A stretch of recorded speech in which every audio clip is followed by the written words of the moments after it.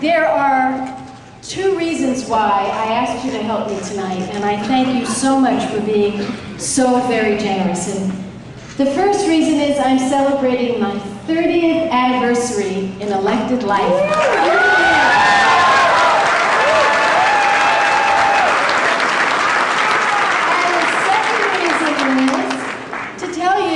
That I intend to run again in 2020.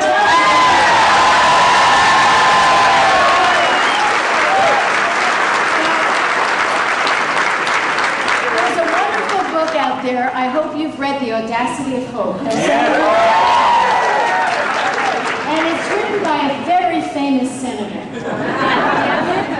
And I thought back, I love the name of that book, The Audacity of Hope. It just hits my heart, you know? And I think back to 1992, when we had the audacity of hope to think two women could get elected to the United States Senate. And we had the audacity of hope to believe that even though I was an asterisk in the polls, we could take that race. And in '98, we had the audacity of hope when they said in '92 we were just a fluke and the only reason we got elected was because it was the year of the woman. And California came back and said, well, there's a little more to her than that. And yes, she's a woman and we like that, but we like other things. And we got elected, and then in 2004 they still said we were a fluke. And we proved that we could win big, and because of you, this United States Senator got more votes than any other Senate candidate in the history of the United States.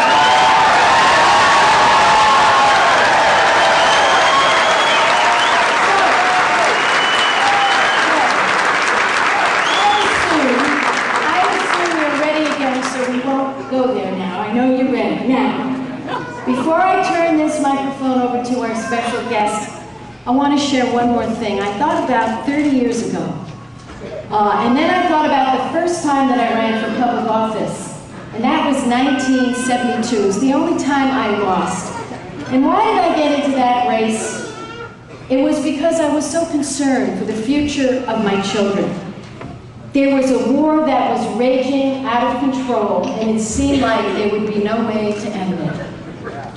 There was an environment that was under stress, and it seemed like no one was paying attention. A woman's right to choose was illegal, and we had to fight so hard until a year later the court said, yes, it was legal. And we had children without adequate preschool and after school. And today I stand here before you saying to you, I am trying to end a war that is out of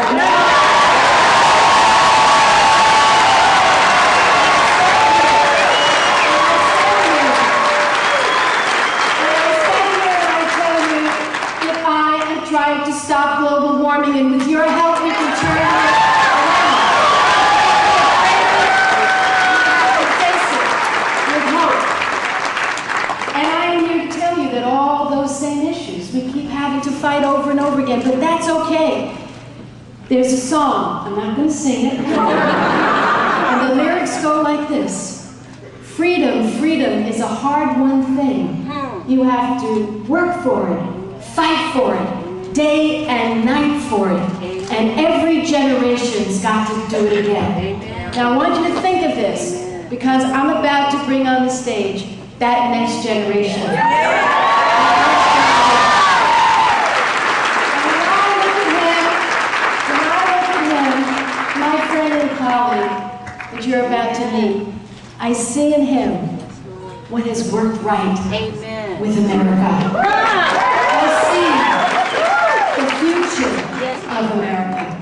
And I will tell you, last year when I asked him to be here for my 30th anniversary celebration, he said, I'd love to do it. He didn't know he'd be a candidate for president. I didn't know he'd be a candidate for president. I didn't know 1,400 of you would turn up today to greet him. So we'll